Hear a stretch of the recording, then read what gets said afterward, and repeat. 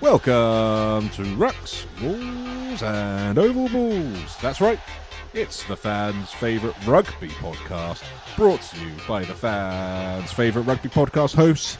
That's right, it's me, Dave, back again for some more rugby podcasting with Rory. Rory, say hello to the listener. Hello listeners. Hello David, how are you? I'm very good, thank you. I'm very good. How are you, Rory? How are you? I'm in the wars. In the wars this weekend, David. Story time. Well, the good news out of the way first. Another big W for the Lions. We're in the cup final. Oh, what a day. We went away to East London. Yeah. Play East London Rugby Club. We had a bit of a mixed squad, bit of a mixture in twos and threes. So going out with a little bit of trepidation, thinking this could be a tough afternoon for us. Yeah. Coming away, the big 34-7 win. Oh, fantastic news. I did see Westcliff were able to put out a picture of your handsome face with the score result, which was very pleasing. Yeah. Absolutely. I mean, anything just to build the content, really. Well, I imagine the views, likes, and retweets were through the roof for that particular bit of content for Westcliff Rugby Club. A real spike in engagement for Westcliff Rugby Club off the back of that, yeah. Absolutely. How about your own performance, and why are you in the wars? What's happened? Well, performance-wise, absolutely fine. Back up to tight head this weekend, so back in my natural home up against a rather large loose head. Not tall, just a South African fella who was 6 foot wide, 6 foot deep, and 6 foot circumference thighs. So a lot of extra pushing and pulling for me at scrum time. Yeah. But no, come away with a couple of injuries, David. So my ankle's gone, and I at the line out, I attempted to jump and tip a ball across from the floor, and their jumper fell on top of my head and pressed my neck. So right, okay. Is this going to keep you out of action for any length of time, or are you just going to nurse your way through this? I just feel nurse it. I think once the neck relaxes, I'll be all right. But I'm a bit wooden today in my movements. Oh dear. Well, obviously, myself and all the listeners wish you a speedy recovery from your ailments. Much appreciated. And yourself? Any news? Any activity? It was someone's big 35th birthday last weekend, I remember. It was my 35th birthday on Friday. And, there's certain ages you get to where birthdays become less significant, Rory, let's say. There's no wild party at your 35th birthday party. Maybe your 35th birthday party. I fully intend mine to be raucous. Okay, there's no wild party when your partner is 9 months pregnant. Yeah, that's a better excuse. Party. Yeah. Plus, I'm not massive in the party scene these days, Rory.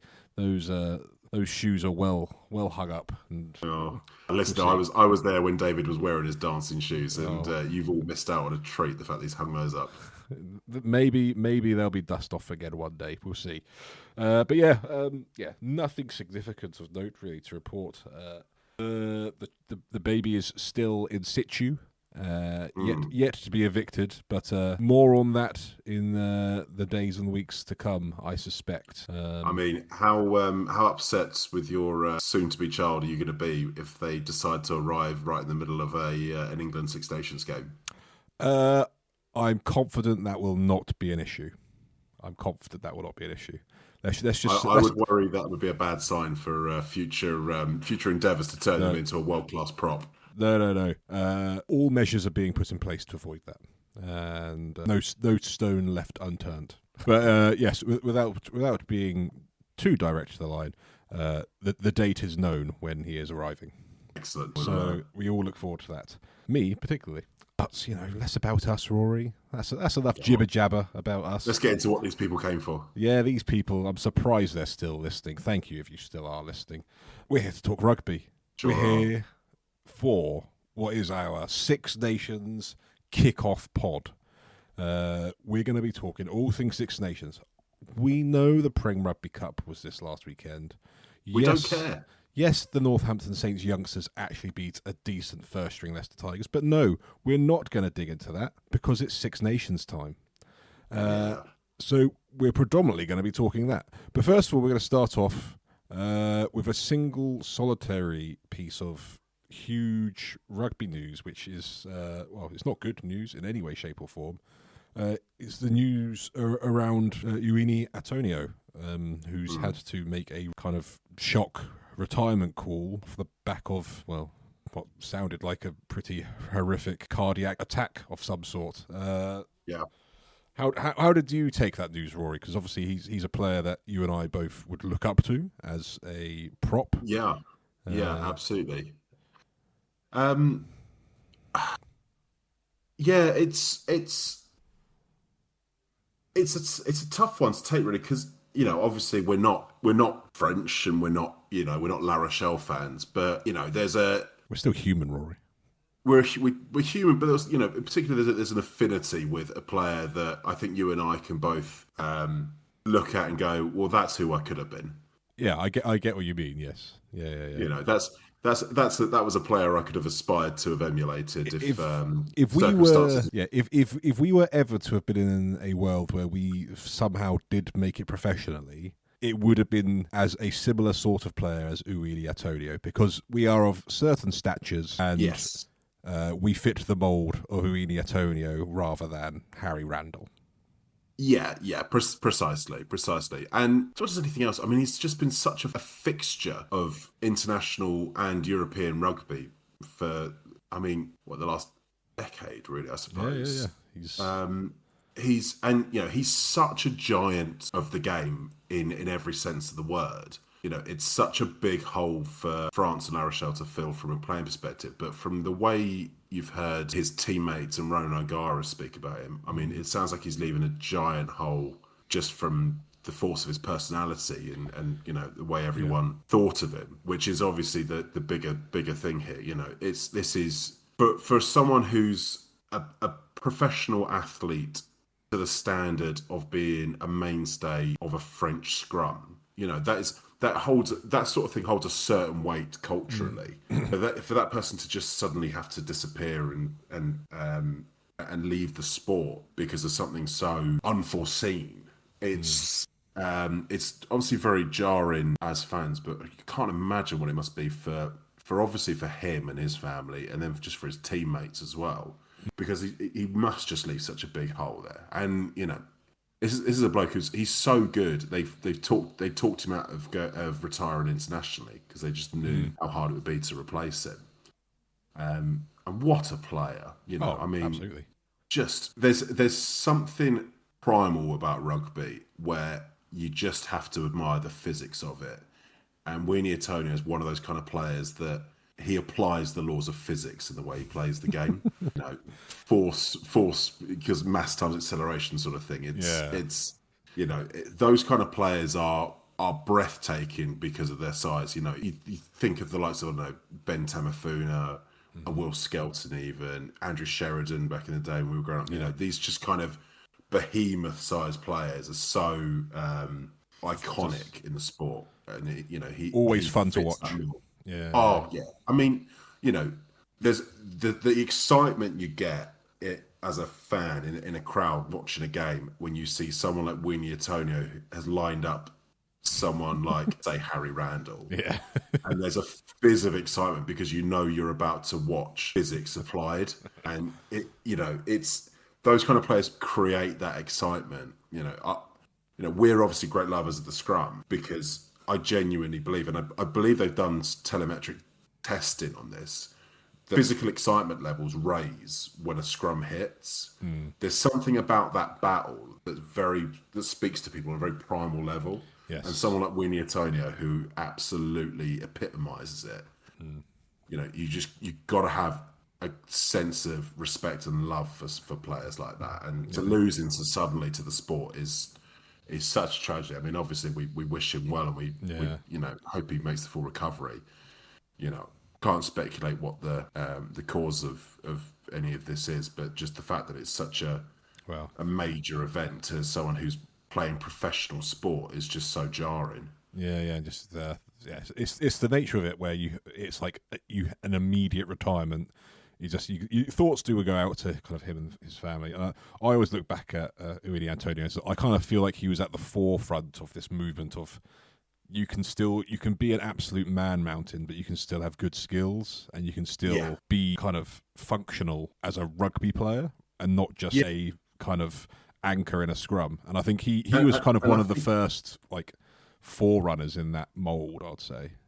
And I think also he was, but he got better at it. You know, he became a more effective ball carrier. Yeah. He became a more effective ball player throughout his career. You know, he didn't like rest on his laurels. He didn't rest on his size. He evolved and developed as a player to become, you know, someone more than what, you know, he maybe started out as. You know, and those kind of characters in a team environment are massive because they set such a big example. So it's, you know, it leaves a hole in so many different ways for the people who know it, and then for us as fans, it leaves just a massive hole on the pitch. And obviously, you know, it creates questions about, you know, how France is going to go, but that's, you know, that's obviously immaterial to the bigger question of, you know, let's just hope that Uini Atonio recovers and, you know, and is able to get back to some level of normality, because it's such a jarring thing for him to just have to disappear from the sport.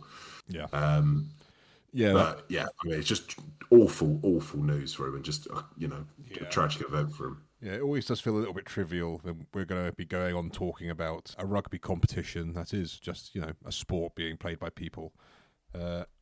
After talking about someone whose life is having an altering moment and his health is not at the best. So it is always a bit trivial when you think of it that way. And like in the grand scheme of things, the most important thing is that his health does get better and he does manage to, make a full recovery and either back in the sport in another fashion or whatever he does choose to go on and do. But we will do that trivial thing, and we are going to go on and talk about rugby. Yes. What a lovely segue. So we're going to dig into the Six Nations. We're going to talk about each nation. We're going to talk about how we think the tournament's going to start unfolding after week one. Maybe a few players to look out for, maybe some predictions on who may be having a breakout Six Nations this year. We'll talk about our fantasy Six Nation teams and things like that. And at the end, maybe I'll give you some little under-20s sneak peeks. We'll see. But we'll get into it, Rory, and we'll go through team by team, because obviously all the squads have been announced. And this is the Six Nations special, and we need to give people the context about what we're talking about. And that context are the squads that have been announced. So let's start off like real quick run through England-wise. I know we spoke about it a little bit last week. What are the headlines for the listener to be thinking and focusing on when they're thinking about England's squad this Six Nations? For me, the headlines are: does the game plan evolve on again from where it was in the autumn? Do we start to see England applying more attacking nous? You know, do we start to see Lee Blackett's fingerprints more so on the attacking blueprint of this team? You know, will we start to see Manu Fewa-Boso be utilised better and more frequently than maybe he has been or was in the autumn, where he was used a bit, but maybe arguably not enough? Are we going to start to see the likes of Tommy Freeman, who we're recording this on a Monday, so we have seen the England team is starting at centre with Fraser Dingwall. You know, how are we going to see that applied? How does that affect things like chasing the high ball? You know, how are they going to set up with that? And then I think the question for me, big question for me with England on this year, look, they've got as good a chance as they've had for some time to go all the way and hit a Grand Slam this year. That's not to say they will. There's a massive challenge, particularly at the end of the tournament, away at France. Yeah. For what I think will be a decider. But the question for me is, how well can they dispatch the other teams? You know, can they dispatch Ireland at Twickenham convincingly? Yeah. Can they go to Murrayfield and put a real show on and beat that Scotland team convincingly in a fixture that they have really struggled in recent years? How convincing can they be against Wales this week in the opening fixture? How convincing can they be against a rapidly improving Italy that have got some real players in their team? For me, this is now, you have to accept that England are at this top table of international teams at the moment. But if you want to stay at the top table, you have to keep making statement wins like they did against New Zealand. Yeah. So they now have to make real statements going into that final France game and be on a trajectory to go and dominate France in Paris if they want to achieve the things that they're talking about in terms of Nations Championships, World Cups. Yeah. Now we're 18 months out from the next World Cup. England have to be putting in statement performances week on week, and this is as good a chance they'll have to do that. Yeah, this definitely feels like the best chance to really put a marker down to say what this group's about. I think for me, the thing I'm really looking forward to seeing is how this pack evolves, because we've always talked about how the back row depth in England is incredibly rich. I think we're starting to see the second row depth being incredibly rich.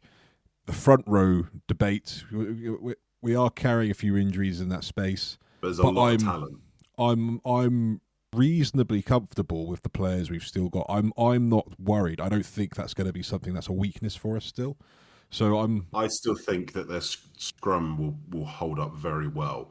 I reckon there are question marks for me about Bevan Rod and Trevor Davidson coming on against France in the final game, depending on how the French scrum actually picks up in this tournament, which is obviously a bigger question now with Uini's retirement. Yeah.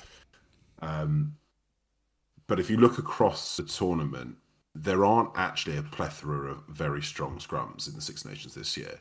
No. You could probably make the argument that Wales have some of the stronger props with the likes of Nicky Smith. Thomas Francis, I think, is coming back into the team. He is, yeah. So Wales could well have actually a surprisingly strong scrum this weekend. Italy will probably have one of the strongest scrums of this tournament. Yeah. Scotland may have one of the strongest scrums, but you're never quite sure how the Scotland scrum's going to perform. It probably depends on how well Xander Ferguson goes. Ireland are down 3 loose heads, and France are obviously down Uini Atonio at this moment in time. So it's a big question mark. There's an opportunity for Trevor Davis and Bevan Rod to really lay down a mark at this tournament. Yeah. So for me, that feels like something really worth honing in on. So that's England, Roy. Let's switch over to probably their biggest rivals in the Grand Slam / title question. Yeah. That'd be France. And is it safe to say the selection policy has been particularly French this season? Yeah, I mean, the French psychodrama's sort of ramped up pretty early this year. I mean, drop in Damien Penaud, Gregory Aldridge, and Ficou. Yeah. I mean, you have got to have some serious confidence in the players you're picking to drop those 3. Yeah. And there's speculation as to why they've been dropped.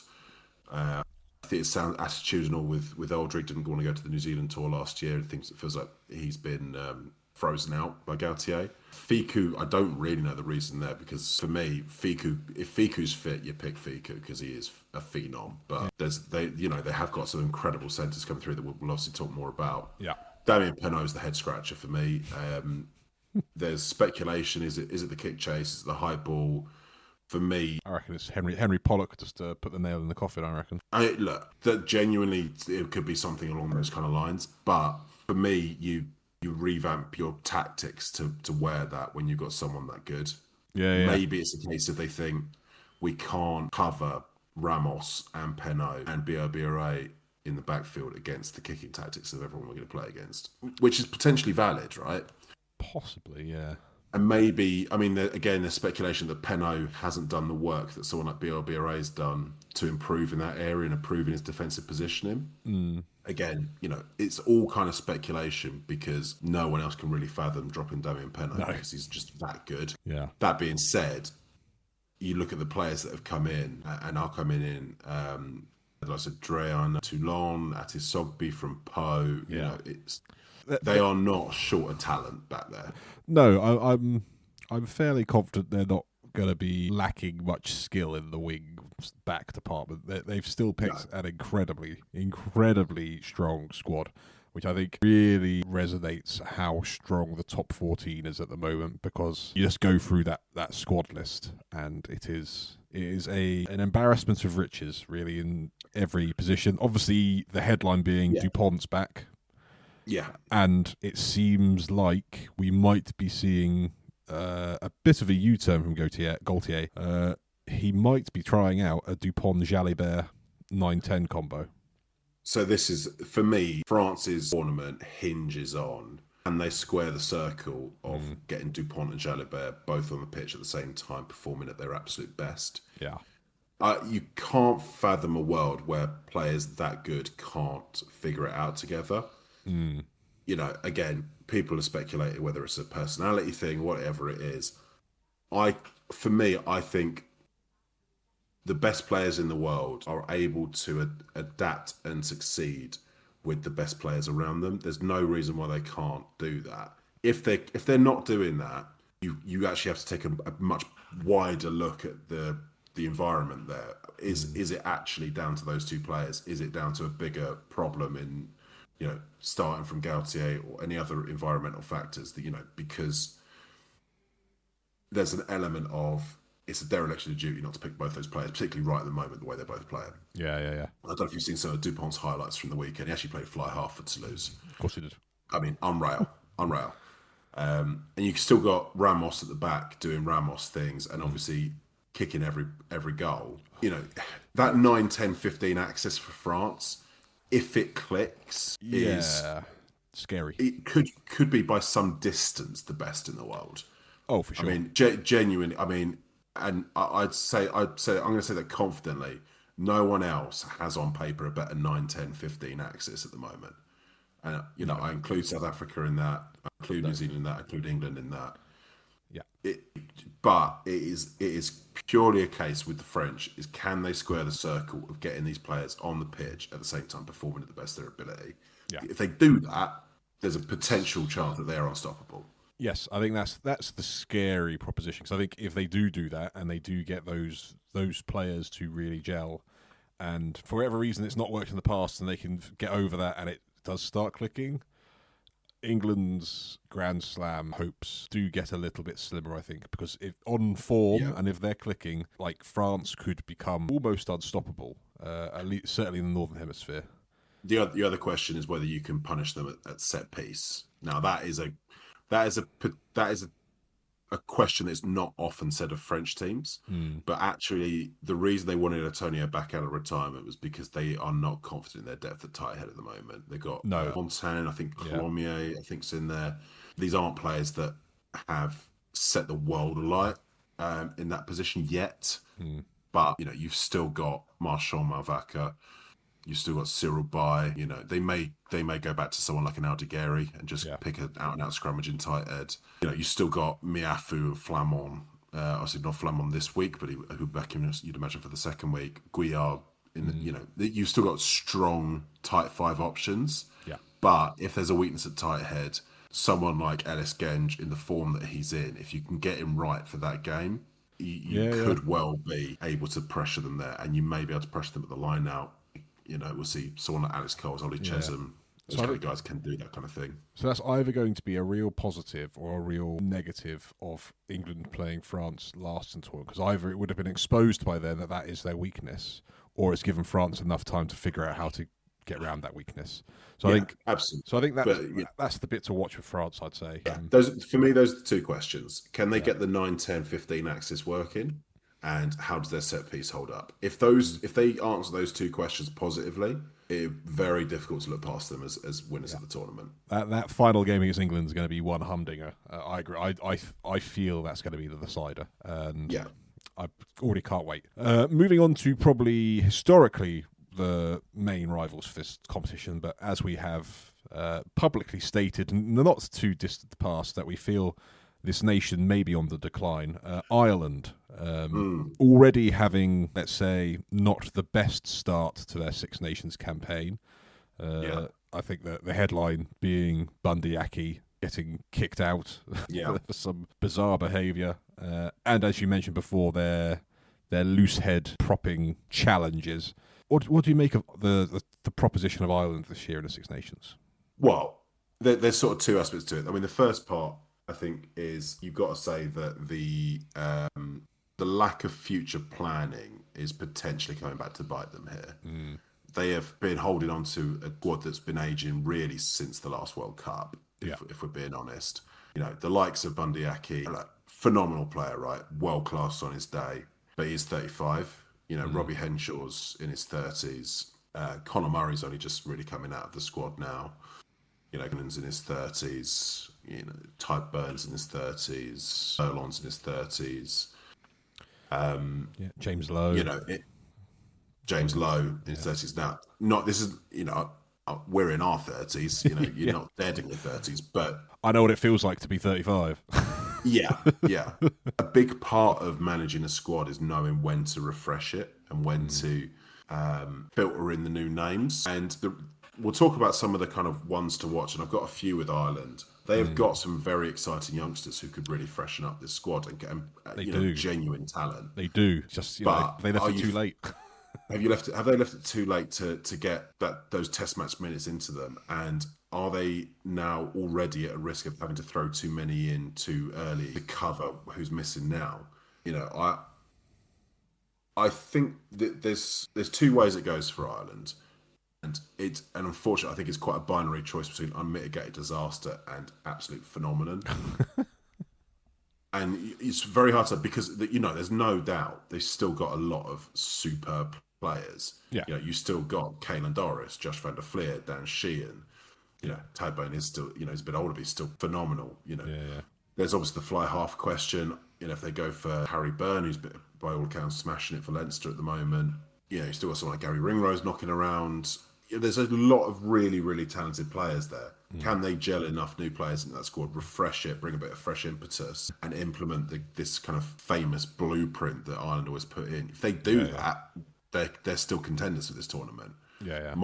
My thing is, I think too much of this is now enforced. There's too much enforced change because of injuries and suspensions and form charts, and they're to some extent victims of their own success, where they've doubled down on the same squad because it kept winning. Yeah, and I think they may still have reached that tipping point where you can't reach the same levels week in, week out. And bear in mind, there's one less rest week in this tournament. This is a slog of a tournament for international teams. Yeah, there's only one rest week between 5 fierce matches you're going to have to play.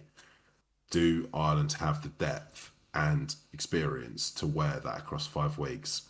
I have my doubts, if I'm honest. Yeah, no, I'm definitely with you there, and I foresee them being a little bit exposed by the better teams.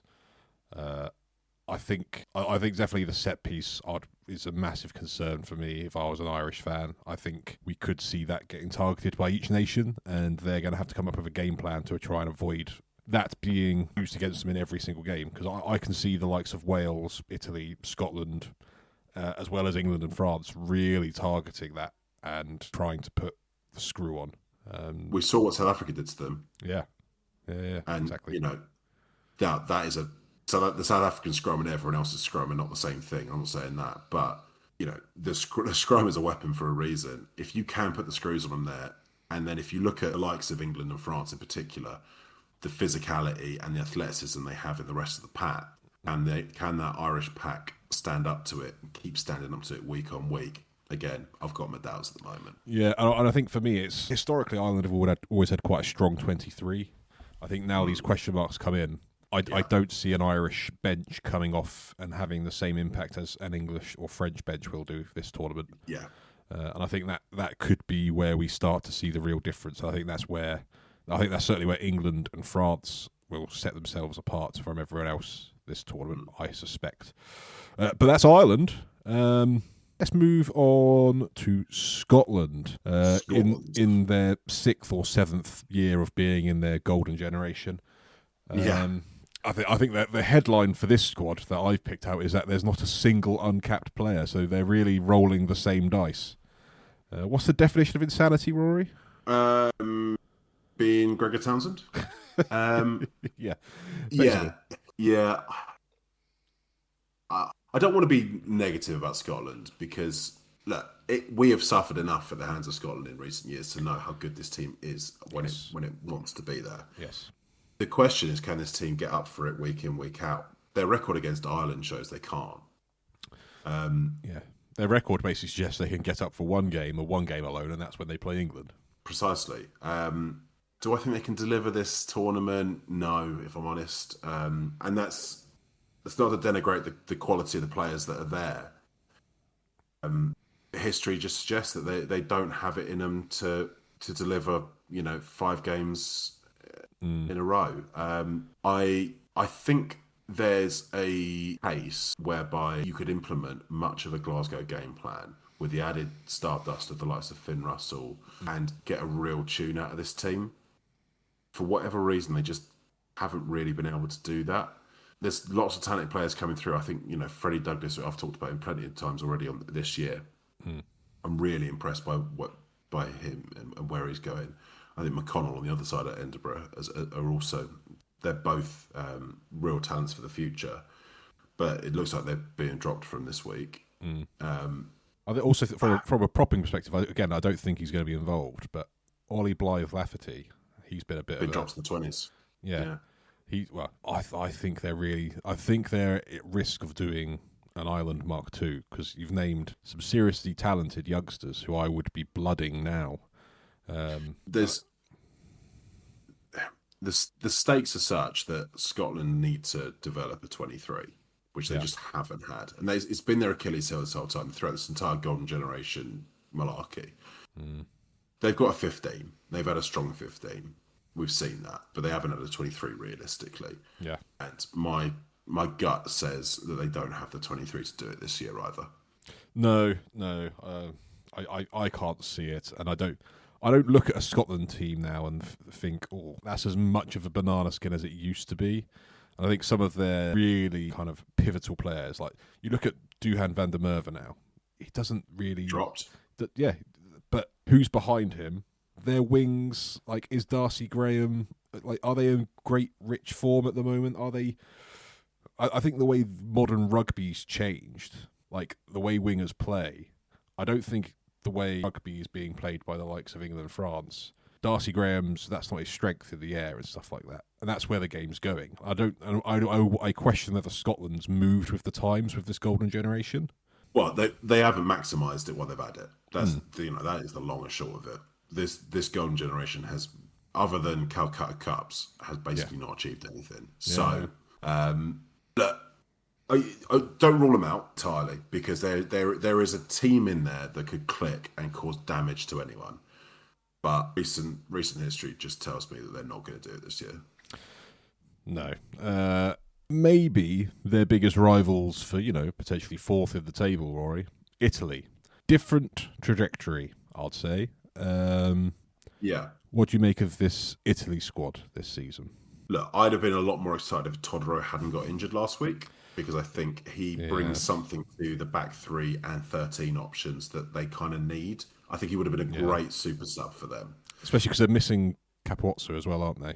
They're missing Capuozzo. I think he'll be back by the end of the tournament, but he's going to be out for at least the first game. I think it's a broken finger he's got. So Bless him. Yeah. But there is still a huge amount to like about this Italian side.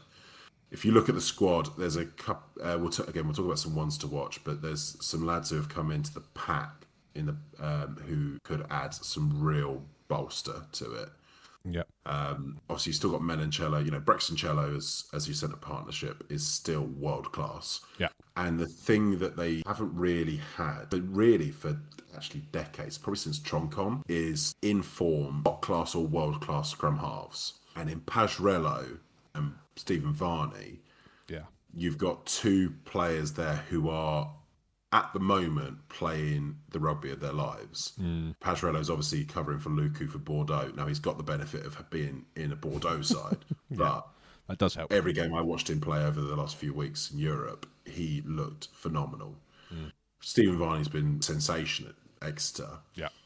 If Garbisi has his head on and plays well and they get that halfback partnership going, they could be a real handful, because if they end up with a quality kicking game, the set piece stays solid, there is enough talent in that team to frighten a few others. So, I don't think it's Italy's year I don't think they'll beat England. I don't think this is the year they'll beat England, but I think that's coming. But is Italy's year to take more than one scalp. Their record points haul was 11 2 years ago. Yeah.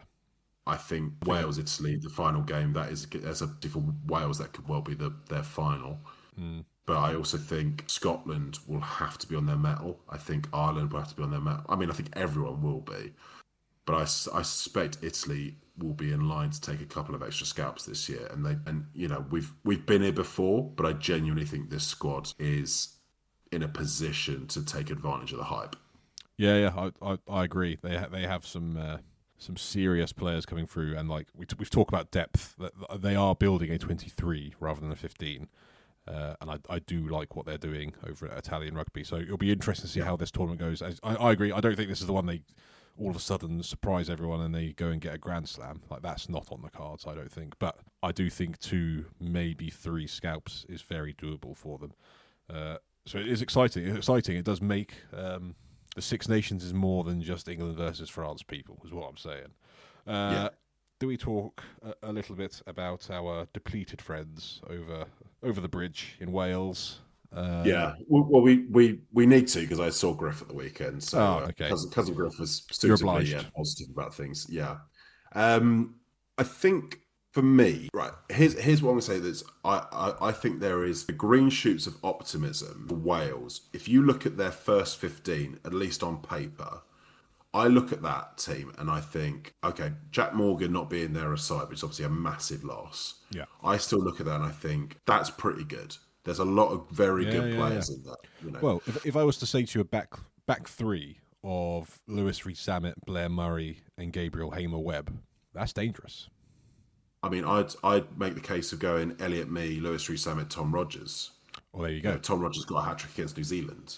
Okay. Depth. So there's depth. There's options there, right? There are genuine good players, and we know that Wales historically, you can almost sometimes discount the form of the regions because they're often the greater than some of their parts when it comes to the national team. That is the historical nature of Wales. Now, that being said, can they block out the noise? Can they block out the negativity? Can they? Yeah, how much is that going to be coming into camp with them? There is so much drama in the background of Welsh rugby at the moment with the regions and WRU and the toxic relationship between the WRU and the fans at the moment. The fans would always support the players on the pitch, but if the results are bad, how quickly does it become a toxic spiral in this tournament? Yeah, if they go to Twickenham this weekend and put on a showing, I think asking for a result's probably a bit of a stretch, but put on a showing, then the fans will probably stick with them. Yeah. If it's as bad this weekend as it was last year in Cardiff, or worse, and they don't then pick up any results at the Principality, you could see a real toxic spiral very quickly. Yeah. Which I really hope doesn't happen, because I think Welsh rugby adds to this tournament so much. But the question for me isn't the quality of the players really at the moment, because I think the quality is actually there. Yeah, I agree. But the question is entirely, can they create an environment and a feeling and an emotional connection with the fans to build something, take something out of this tournament? It's a big question. It's a big if at the moment, because it's so bad. It is. It's a real shame that all this is going on in Welsh rugby, because I feel like they're not necessarily on the precipice of another really good generation, but there's certainly enough really exciting youngsters, either who have just broken through or on the edge of breaking through, where you could start to see reasons to be excited to be watching the Welsh national team again. But all this noise in the background and all this stuff that's going on, that gives I don't blame the players for being distracted with what's going on. So it really doesn't create an environment where they're going to be able to give their best each week, week in, week out. And it's been going on for so long now. I think that is causing almost the reputation, and, well, we're probably guilty of it ourselves, of just kind of writing off Wales. It'll probably get into their own heads, because the media writes them off. Everyone writes them off. Was it 2-3 years ago they were going into the first round of Six Nations, and we didn't know that the Welsh players were going to come out because they were going to be on strike. Like, this isn't new territory for Welsh rugby. They've kind of been in turmoil for so long. You do wonder what is that impact to Welsh rugby that is going to. The problem is every time you every time you think they've hit bedrock, it gets worse. And I don't say that with any glee. No.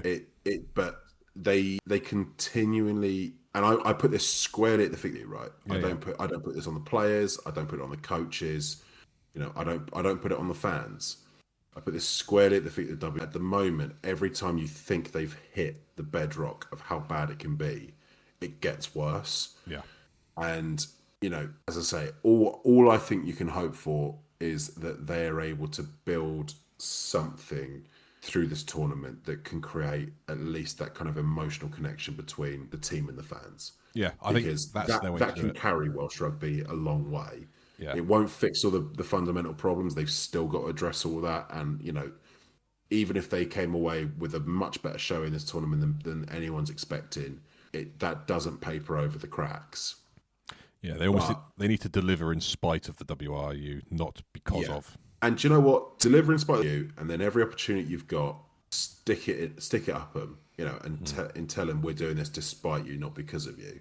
And that will probably build a relationship with the fans. But at the moment, I think the worry is that the kind of internal turmoil, the emotional toll it's going to take on the players, the worries they've got about jobs and families and careers and all that kind of stuff, it is going to be very, very difficult to build an environment that can create results. And I think Steve Tandy's a good bloke, and by all accounts, really good at getting people on side, and not just good tactically but good emotionally. But he has got a real uphill battle, and I'm sorry to say, I worry quite deeply about what this tournament could look like if things start badly. Yeah, which it very well could do. I think that feels like a good segue into what do we see week one looking like? Obviously, it kicks off Thursday night. Kind of on a Thursday, but I'm fine with that. How do you see week one playing out? Well, interesting enough, I'm actually going to be in France on Thursday. I'm travelling to France with work, so I'm going to be in Cannes Thursday nights. So I'm going to try and find a local establishment to watch it with some of the locals around there. Nice. And I'll be really interested to see how they're feeling about it. Because I would love to know how confident the French fans are in their national team at the moment. I don't really have a sense of that. No. It could be obviously. So it's on Thursday because there's a clash with the opening ceremony of the Winter Olympics, and effectively French TV has said put this on a Thursday. Yeah.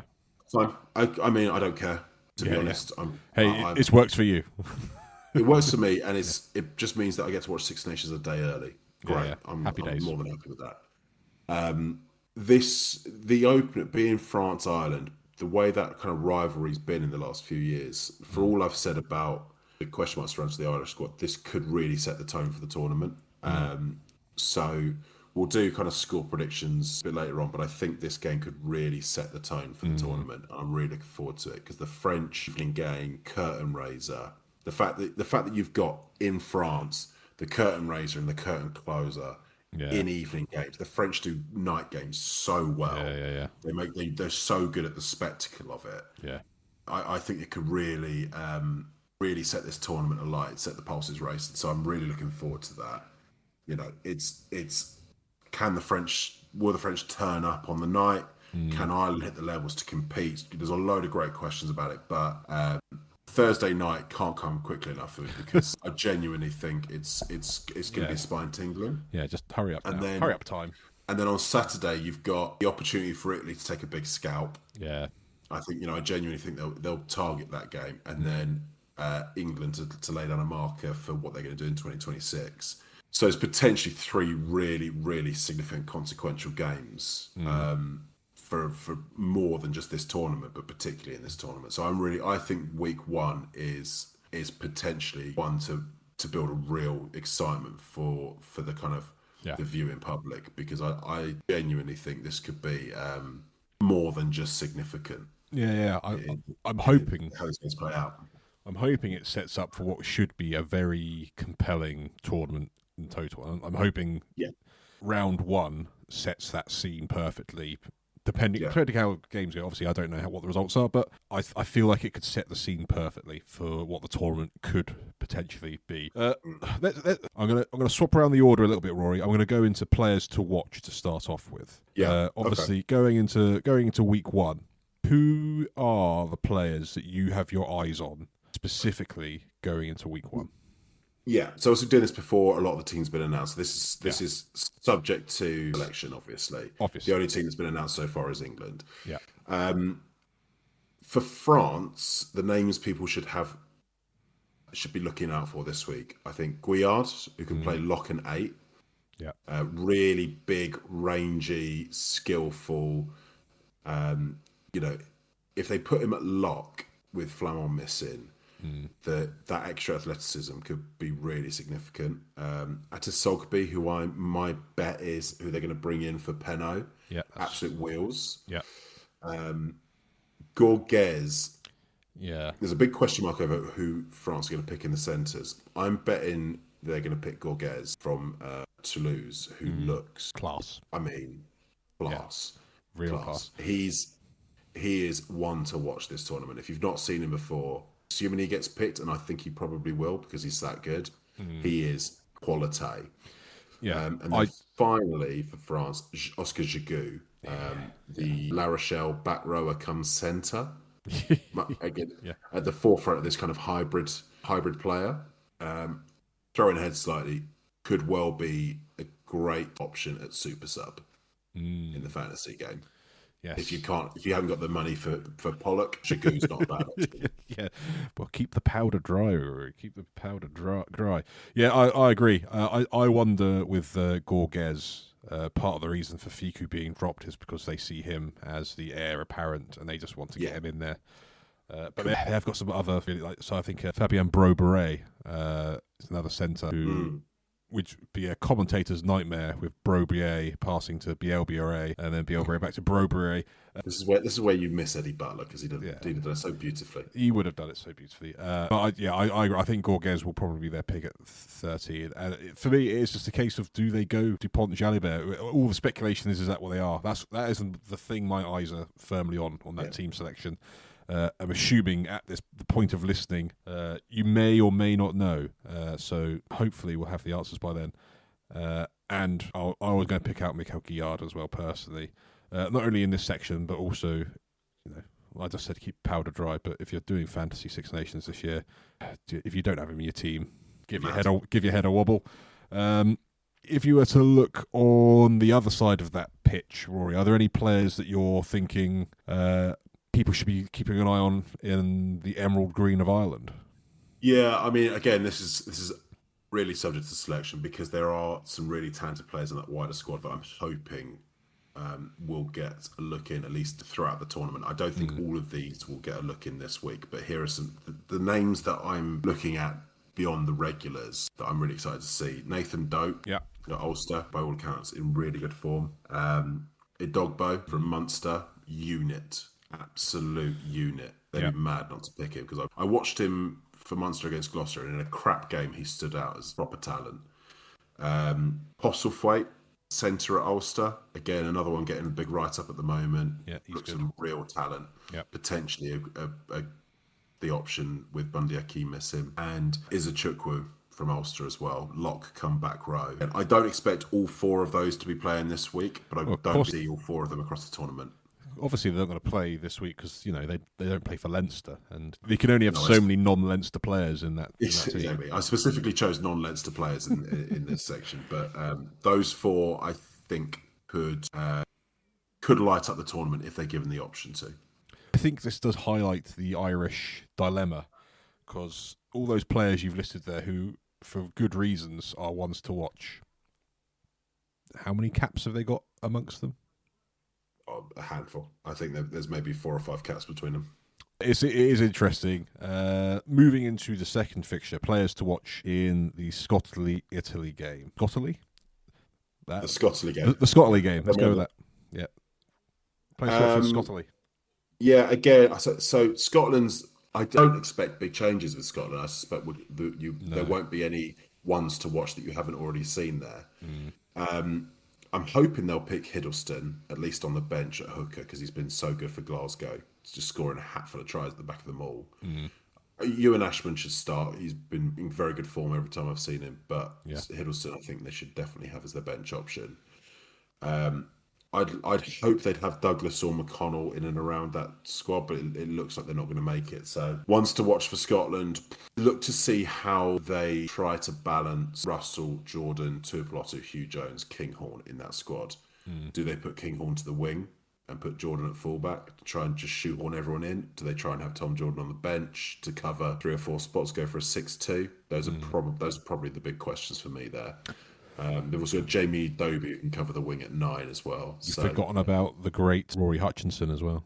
Well, I mean, I'm a big fan of Rory Hutchinson. I suspect he won't make this squad this week, but I think he's in criminal. As I say every year, because they're really missing a trick. But hey, I'm not Gregor Townsend. Yeah, I agree. Yeah, this is the big dilemma of Scotland because they're not bringing anything new to the table, it seems. And no.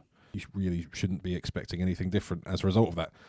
Italy-wise, we were probably geared up to be singing and shouting about Edo Tadaro in this section. Yeah, unfortunately, we can't. No, but there are still players to look at. So the 2 Zs, Zamboni and Zuliani. Zambonin. Yeah, they're 2 great players. Particularly Zamboni, who I think is going to be Zambonin. He's top class. And then the two other lads who've come in, Odiasi, back row, 6'2", 112 kilo. Isakor, 6'5", 110 kilo. Yeah, they got some athletes coming through. Yeah, oomph. I don't know who they will be in for because Lamoureux and Negri. I mean, Lamoureux's still in the squad. Negri, I think, is not picked. Yeah. There's genuinely it's a bit of a question mark as to what that back row looks like. I would expect the 2 Canoni brothers to start lock and 8. Yeah. They may well start Lamoureux, but not sure they'll start Lamoureux and Zuliani. But Odiasi and Ezekiel, expect to see them throughout this tournament because they are big. Yeah, absolutely. And Italy have always had a good scrum. For some reason, Fischetti always seems to be really strong for them in the scrum, despite maybe in a Northampton shirt we've not seen that a great deal. For some reason, the Italian scrum always holds up. Yeah. And the set piece is usually a strength. We alluded to it in the past already, that Italian backline with Brexham, Menoncello. If they can get that backline purring with the likes of, I'm guessing, Monty Ioane, Lewis Liner, Parney, Matt Gallagher. Yeah. They could really put teams like Scotland to the sword if Scotland aren't defending the way Glasgow defend, which goes back to your earlier point of, do they just do what Glasgow do? It's what makes that fixture really, really interesting because I struggle, and I'll get to this point where we get to the predictions, but it's a really hard one to predict, that one. Yeah. And then the final game, England versus Wales. Obviously, so we know the 23 for England, so it's a bit easier to say who are the ones to watch. Yeah. I think the ones to watch, I mean, outside of the ones, look, we've spoken about all these players multiple times. I think obviously Alex Coles, I think, has got a really good opportunity to put a marker down this week. Mm-hmm. And in line with Ollie Chesham, I think that's an interesting second row partnership that could really shore up the line out. It's very mobile. I think this tournament, you're going to see Guy Pepper really impose himself. I'm really looking forward to seeing how he goes. And then Arundel and Manifo are both on the wings.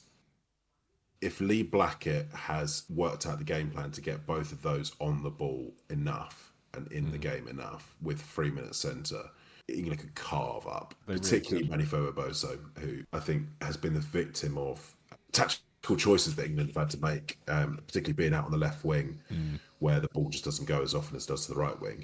I think he's probably been on the right wing this week with Arundel on the left, because I think that's how they tend to set up at club level. If they can get the ball in both their hands enough, England could be electric.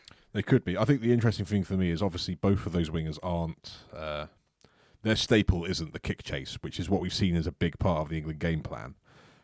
Obviously, we've still got Tommy Freeman in the 13 shirt where he's more than capable of doing it. And obviously, Freddie Stewart at fullback, I imagine we're going to be seeing him doing a lot of kick chase to get under the high ball. But I do wonder, is this something for England fans to get excited about? Because I think perhaps a selection of Arundel and Feyerboso, it will be absolutely criminal if we don't have a game plan that gets the ball in either of their hands, because that is their superpower. And we talk about superpowers all the time with international rugby.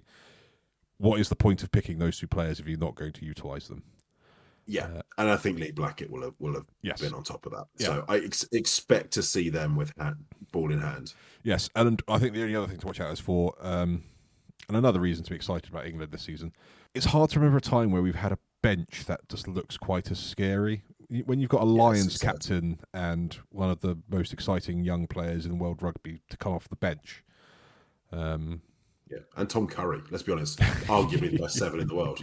Yeah, Tom Curry, Ben Spencer, arguably one of the most consistent players. Marcus Smith, one of the most exciting players coming off the bench, is quite something. And, the most exciting player of all, Trevor Davison.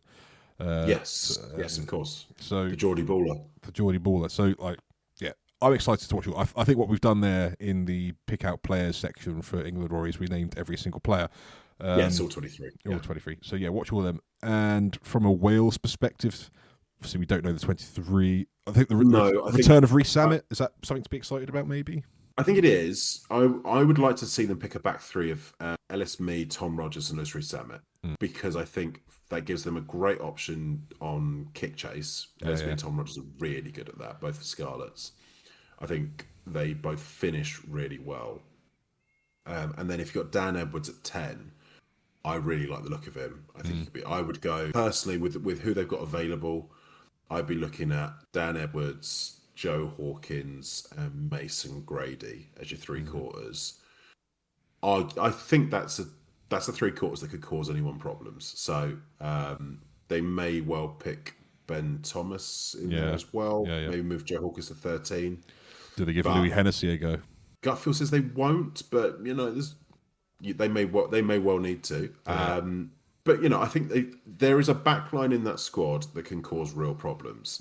The question mark is whether they've got a pack that can create the dents. I think without Faletau, they're going to struggle to put the English defence under loads of pressure with their ball carrying. I think they're just don't think they've got. I don't see the ball carrying threat. No Jack Morgan, no Talupa Faletau. I mean, it puts a lot of pressure on Wainwright's shoulders to do that.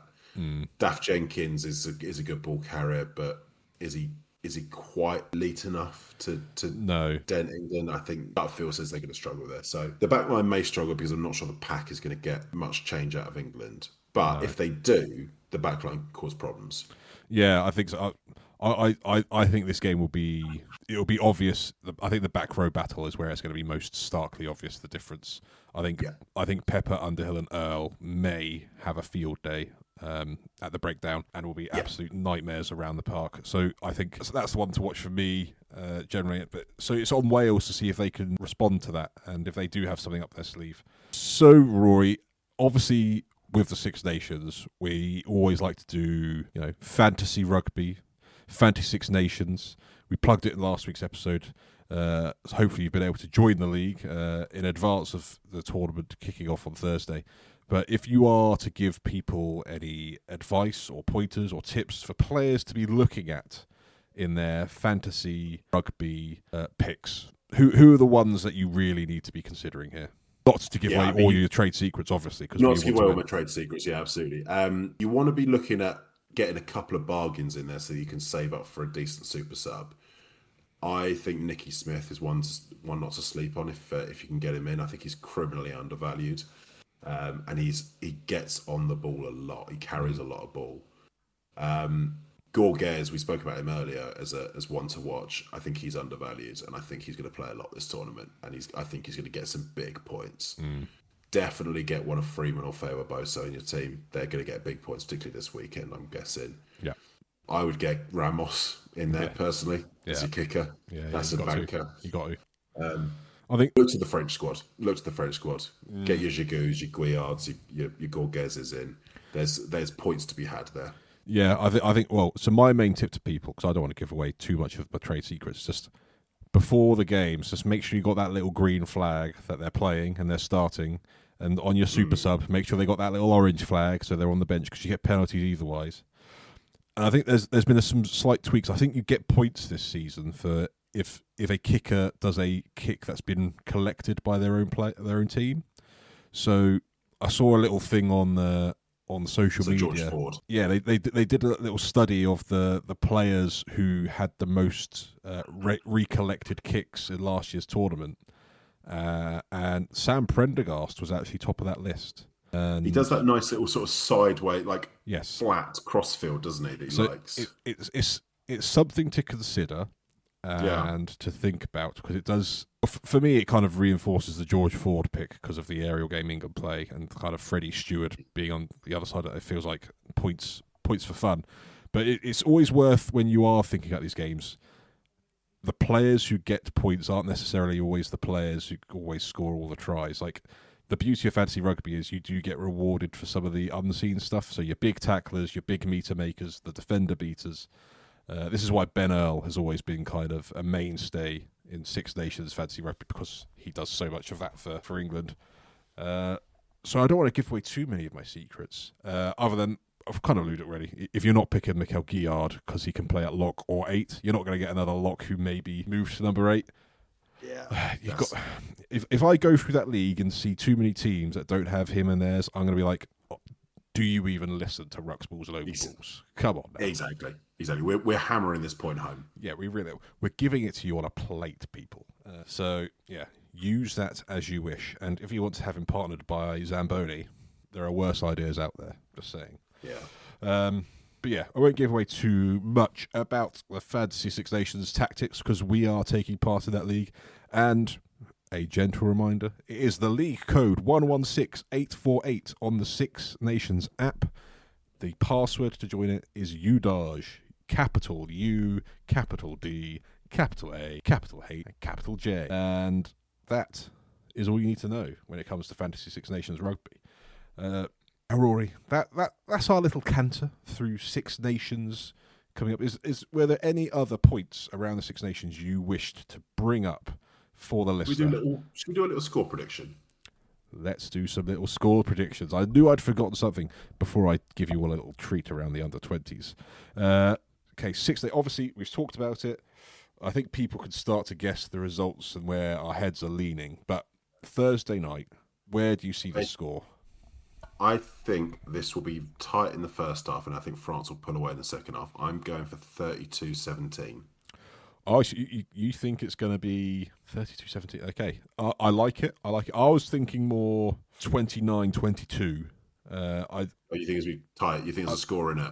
I think there'll be a score in it, but I feel like France will be holding Ireland off quite comfortably, just maintaining that distance throughout, just kind of steering through the game. But I may be wrong. I could see a first half that goes in even or within a score between them, and then France pulling away in the second half and putting on a bit of a clinic. Yeah, no, I can very much see that happening as well. I guess we'll find out Thursday. And then Saturday, Scotland. I'm going to go for Italy 19, Scotland 15. I think Italy will target this one. I remain a little unconvinced by Scotland, as I think I've made clear. Yeah. And I think this will be a very tight, cagey game that will be settled by one or two moments of pure quality from the likes of a Menoncello. Okay. So I had similar thoughts, except I went the other way. I see this one being like 19-20 to Scotland, with like a Finn Russell last-minute penalty saving Scottish blushes. Could see it. I could see a Finn Russell save Scottish blushes headline very easily. Yeah. But I'm going to back the Italian lads to do it this week. Yeah, no, I like it. I think either way, I think it's going to be a close game, and I think it is going to be one score in it. And I think it's going to be ultimately just down to who's in the right place at the right time when it comes to that final whistle, and who gets that chance for that final point. That's where I see this game going, and I think it's going to be a great game. And then England versus Wales. I'm risking family ties and my love life with this prediction, David. But we're an honest pod. You've got to be honest. Yeah, we are honest. And I've got to be honest. I think this is going to be more than a bit one-sided. If I'm completely blunt, I've tried to be as fair as I can throughout this to Wales, but it comes down to prediction. And if I'm going to be an honest podcaster, I've got to say it with my chest. And I'm going to go England 45, Wales 12. Yeah. I was thinking England 45, and I was giving Wales 22 because I just have a feeling they may get a few. I think they might get a few tries against England because I'm basically putting this purely off of my experience watching Scarlets against Northampton. I think they may target that Freeman, Edge, Arundel, Ferrier-Boso, not necessarily the best defenders. I think they may get a little bit of success in that space. So we may concede 2 or 3, maybe 4, even 4. No, I'm going to say I reckon we'll concede 3 tries and then hold them off from getting a bonus point. But I can see them scoring a fair few points, but I think England do run away with it and get around 45, 50 points quite comfortably. But yeah, we'll reconvene next week and see how the week's gone. If I'm single next week, then you know I was right. Well, hopefully that doesn't happen, Rory. But also, in another sense, hopefully you are right. As an England fan, as a Rory fan, obviously we hope you're wrong. But from my perspective, I'm a winner either way. Unless Wales win, what happens if Wales win? Then we both have egg on our face, and not for the first time. I will wear Wales tops for the rest of the tournament on the podcast if Wales win. Well, there we have it, folks. There's a commitment from Rory, one that I will not be making, mainly because I don't own a Wales top. So that's the Six Nations covered. That's all kicking off Thursday. But also in the background of the Six Nations, there is the under-20s Six Nations, and I am nothing if not a huge advocate for this tournament and under-20s age grade rugby because I think it is a huge platform for spotting and identifying the talent of tomorrow. Yeah. I think they've done some, most players now who are your household names have come through this under-20 program, and your likes of your Dupont, your likes of Farrell, the biggest names in world rugby who are out now in their 30s all really started to show themselves in the under-20s. So I always have a keen eye on it. You're a big advocate for the youth game, David. So I'd like to give you the opportunity just to give us top line. What do you think is going to happen in this tournament, and a few players that we might not know about that you think we should be keeping an eye on? So I think the under-20s will follow a relatively similar mould to the senior game, albeit I think we could see Wales being more competitive at the under-20s level than Scotland, for example. I think Scotland may be... they could well be the wooden spooners. Remains to be seen. They have dropped the likes of Blythe Lafferty to the under-20s, which does strengthen their set piece significantly. But when you consider the depth of quality in some of these squads, it is quite interesting to see. I think from a Wales perspective, another chance to see Carwyn, Leggett, Jones, their fly half, is always worth the admission price alone. He does seem like a very exciting 10 that they've got coming through the system. So he's definitely one to keep an eye on. And then you've got the likes of Aidan Boshoff, who I think still qualifies. So they've definitely got some real talent in the Welsh team. But for me, it comes down to England-France again. I'm saying this because I don't think England at this point in time have announced their under-20 side. We could assume some names based on recent squads. So I'm assuming we're going to be looking at the likes of your James Linigers again. So James Lineker will be there. So based off of kind of the game where they played against a Bath United team. They've done a few other bits and bobs. I think the names. So in the propping department, so Ollie Scholar, who played for Northampton against Leicester in the Premier Rugby Cup this last weekend, really stood up, really held up well up against the likes of Archie van der Fleer, some players who played Prem Rugby, really stood up well. He is going to be in there with the likes of Ollie Streeter, a prop that we're quite excited about. I think set piece wise, England looks set to have a strong pack once again. So you got the likes of Patrick Hogg, who's up at Sale. Let me just run through. Sonny Tongaweer. We may see the Tongaweer that I've been talking about for some time rolling out in a red rose. Tate Williams is a player who I think people should be keeping an eye on. I think he could be very exciting. George Marsh is another one to keep your eye on. Very exciting. Noah Kalori looks like he's been dropped to the under-20s. He's been photographed in their build-up work.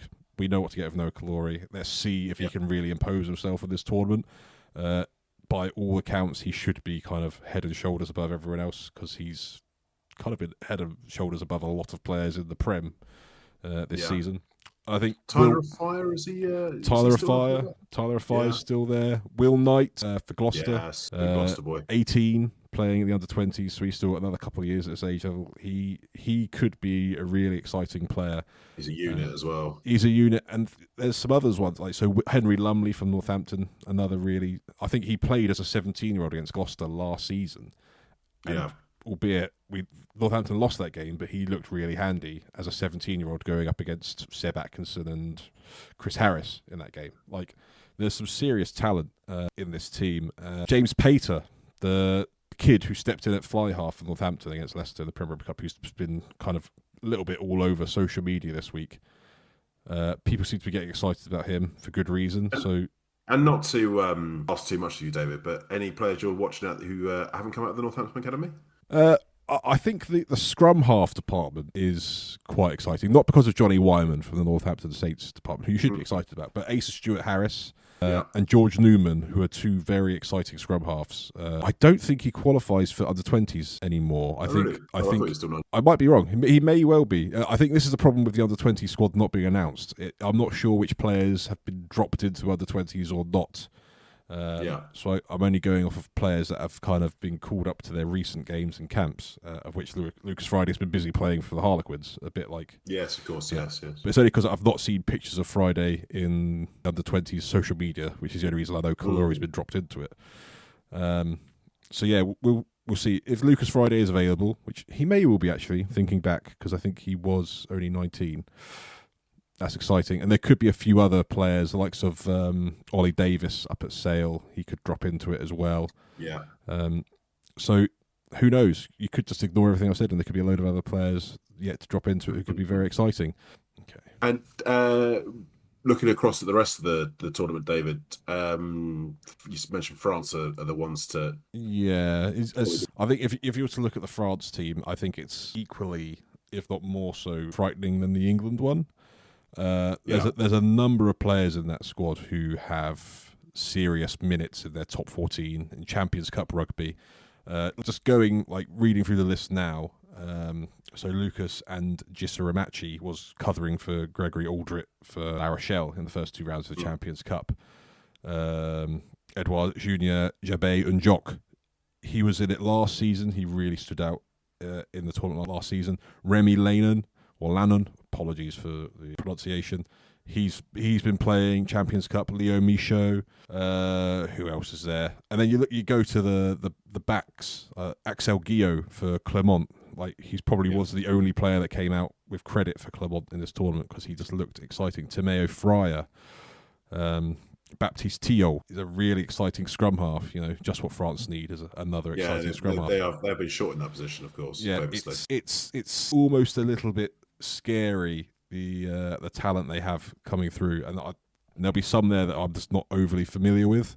They've got some serious players coming through their system now, and I think we are starting to see the benefits of that self-imposed rule of the top 14 about having so many GIF qualified players, because they do have to develop their academies, and I think we're going to start seeing the benefits of that. So I think they could be a real banana skin for the England squad, who I think is very high potential, but there's potentially going to be like a bit of a gap in top level match day experience between the two squads, and I think France might have the edge. I'm looking at, Auguste Albuisson from Racing, 17 years old in the back row, but he played against Ulster in the Challenge Cup. They've not been afraid to really blood some of these youngsters. And I think it is a conscious move perhaps by the French, the FFR, and kind of the clubs in conjunction of recognising that they do need to build this French depth that is, if they want to rival South Africa and England, that's where the focus needs to be. And I think they realise that they need to get those players those minutes. Well, I don't even know if it's as planned as that. I think actually what a lot of it comes down to is the game is so popular in France at the moment. They have got so many player numbers, and I get the suspicion that the French clubs have realised that as popular as a team will be if it's Galacticos, obviously the great Toulon team was beloved with their Galacticos, but actually having French icons like a Dupont it raises things to a different level. I think they've been smart to double down on that, and the number of French players playing in France now is just it is frightening, and I think it obviously bodes well for French rugby and the future of French rugby, and it bodes well. It's a worry for the rest of us. It's a worry for the rest of it. It does bode well for it. At least it's going to be competitive in the Northern Hemisphere, regardless going forward. It's just a question of whether the nations like Wales, Scotland, Ireland are able to keep up. I think we're even starting to see in Italy, like the appetite for rugby is still very good. The quality of players and the system in place is starting to produce some really talented players. I think their problem... Spain's the same. I think Spain are on that trajectory. Obviously, Georgia are on that trajectory. And I think they are also profiting from the fact that they are bordering the top 14. And their best talent, so Spanish, Italian, Georgian, they're getting picked up by these top 14 academies. Like you look at the Toulouse Academy, they've got like 4 or 5 Spanish players in it. And they're not there just kind of to tick a box to say we've got some non-French. They're there because they're very, very good. Yeah. And we're going to start to see some of these nations probably start to benefit from having that exposure to the top coaching, top facilities. I think we're going to start seeing it first with Italy, secondly with Georgia, and then I think Spain will then start to emerge as a real talent, because I think the more that happens, the better those nations will get. Belgium as well. Like it's possibly the Netherlands. Yeah.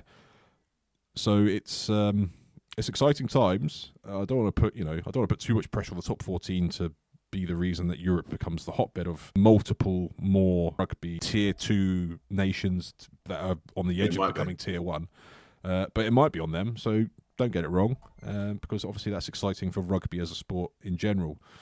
I will keep people abreast with the under-20s, because it's really hard to pick out for certain who the ones to watch, because I don't know who the coach is going to be selecting in these games, because it is kind of the first batch of this age group, because it's all kind of done from the 1st of January, whether you are of a certain age. So it's kind of the first crop of games for this age group of international players. I don't know where Andy Tittrell is going to go with the England under-20s. Get a reasonably good idea. I've got no idea what the other coaches are going to be doing. So I'll give a better idea after the first round or two of the under-20s, but I'll keep everyone up to speed of how it's going as we go through these exciting next couple of months of Six Nations rugby, Rory. Absolutely. Was there any other topics that you wish to cover before we bring the podcast to a close, or are you comfortable? Ruxmall's the other thing to just look out for this weekend is England have got an A-game fixture that it's very... It sort of came out of nowhere. No one really knew that was happening. Yeah, and they've actually picked quite a strong A squad as well, haven't they? Yeah, that's on Friday, I believe. I'm guessing it's going to be on the absolute fantastic platform for watching rugby. That is the absolute dog's dinner of Premier Sport.